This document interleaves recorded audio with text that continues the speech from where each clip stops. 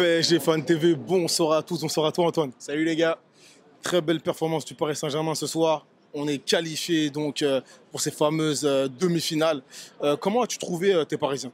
Écoute, tu vois, ce soir c'était le match où il fallait vraiment en faire plus que d'habitude parce que coupe, match à élimination directe et tu sais que là on a l'impression que c'est les objectifs prioritaires de la fin de saison vu l'avance qu'on a en Ligue 1 et je trouve que ça s'est senti déjà sur la compo. On voit que Luis Enrique il met la grosse équipe.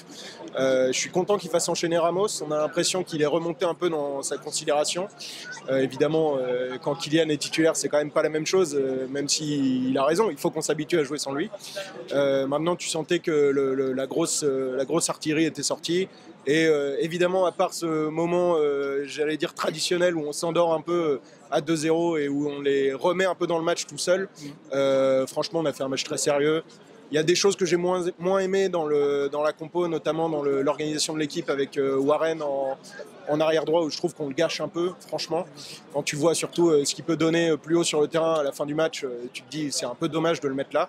Pourquoi il le met là, tu penses? Parce que j'ai l'impression qu'il y a un vrai problème avec Mukiele et Luis Enrique. Moi, enfin, en tout cas, sur ce qu'il montre à tout le monde, il a aucune confiance en lui.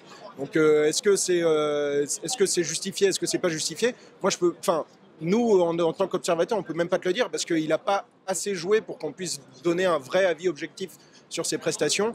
Mais moi, je trouve ça dommage parce qu'à chaque fois que Hakimi doit se reposer ou alors est suspendu ou n'est pas en forme pour jouer, et ben on se retrouve avec une solution un peu, tu vois, triviale comme ça, avec un gars dont c'est pas vraiment le poste. Moi, je veux bien qu'il nous resserve son discours de chaque joueur doit savoir jouer à plusieurs postes. Il faut être polyvalent partout, mais il y a des joueurs qui sont pas faits pour certains postes. Et tu vois, quand il est face à un ailier gauche remuant comme ce soir avec Boga, bah Warren, il a du mal à être arrière droit. Et c'est normal. Tout à fait. Tu as évoqué Ramos tout à l'heure. Ouais. Donc il a été titulaire ce soir. Il n'a pas pu s'illustrer. Il a eu quand même de très belles occasions. De très belles occasions assez franches, avec des occasions, des situations qu'il a demandées, suite à ses très bons appels d'ailleurs. Comment l'as-tu trouvé? C'est toujours un peu pareil. Lui, quand il marque pas, tu le perds un peu des yeux parce qu'il n'a pas la technique balle au pied pour combiner et pour jouer, pour participer au jeu avec les autres.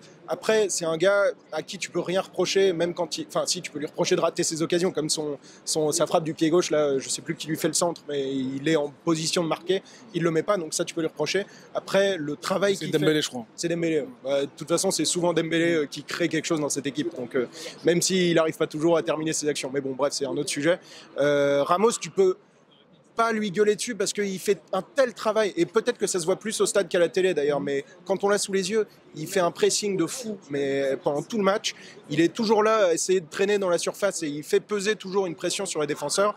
Après, je pense qu'il faut qu'il reprenne une confiance totale et que quand ce sera fait, si ça arrive, il sera l'attaquant qu'on a connu notamment avec le Portugal en soutien à Ronaldo, où il a fait des matchs énormes. Bon, je regardais pas trop le Benfica, mais on sait qu'il était très bon là-bas.